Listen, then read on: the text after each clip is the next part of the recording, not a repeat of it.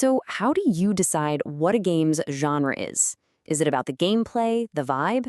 Well, you're not going to believe this, but today we're looking at a story about a gamer who totally redefined a game, and their secret weapon? It's something you'd never, ever guess. Seriously, think about that. What if the real secret to a game's identity is whether or not you can listen to an audiobook while you play it? It sounds kind of crazy, right? But stick with me, because this one little thing, this simple habit, led to a huge aha moment. All right, so first things first. To really get what happened here, we need to get inside this player's head.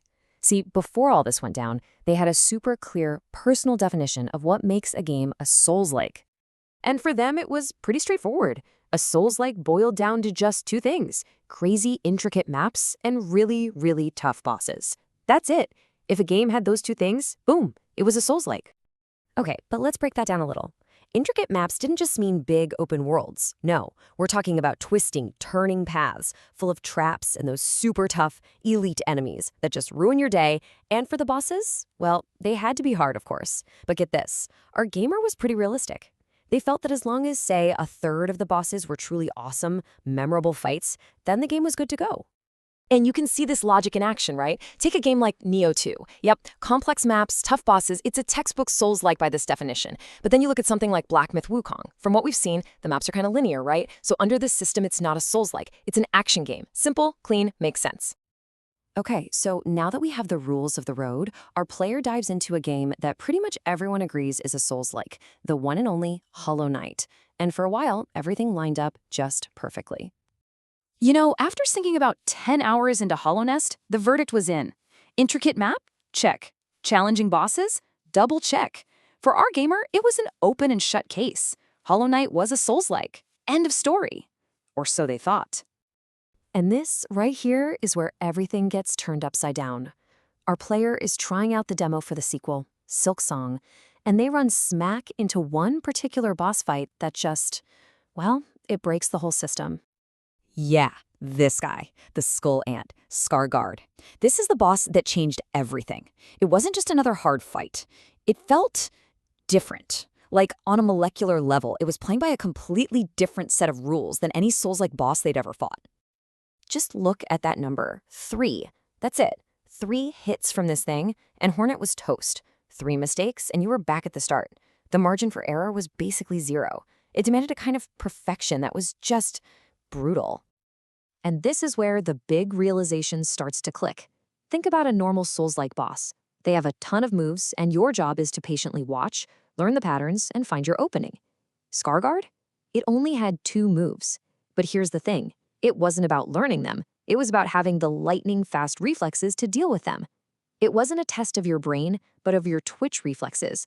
And that led to the most important discovery of all. This fight was absolutely audiobook impossible. So all that frustration, that feeling of hitting a brick wall against Skargard, it wasn't just about getting mad at a hard boss. It was a genuine light bulb moment. It pulled back the curtain on a secret test, a test our player had been using for years without even knowing it. See, for as long as they could remember, this player had a little ritual. They listened to audiobooks while playing Souls-like games. And it worked. The whole pace of those games, watch, learn, react, it left enough mental space to follow a story. But Skargard? No way. Impossible. That fight demanded every last bit of their concentration. There was no room for anything else. And just like that, the audiobook test became a real thing. It's such a clever, personal way to look at it, right? A Souls-like, in their new definition, is a game of pattern memorization. It lets you get into a patient learning groove. It passes the audiobook test. But a high-difficulty action game, that's all about pure, fast reaction speed. It needs your full attention. It fails the test, miserably. So, armed with this amazing new tool, this audiobook test, it was time to go back and look at the evidence again. What was Silksong really? And more importantly, what did that mean for the original Hollow Knight? The conclusion was pretty shocking, but it felt right. The game looked like a Souls-like. It had the vibe, the world, the exploration, but deep down, at its core, it was a hardcore action game. That Skargard fight was the proof. It wasn't about slowly learning patterns, it was about split-second reactions. And this is the real kicker. That revelation from the Silksong demo didn't just stay with Silksong. It actually sent a shockwave backwards, right to the original Hollow Knight. Our player even admitted, hey, they hadn't finished the first game yet.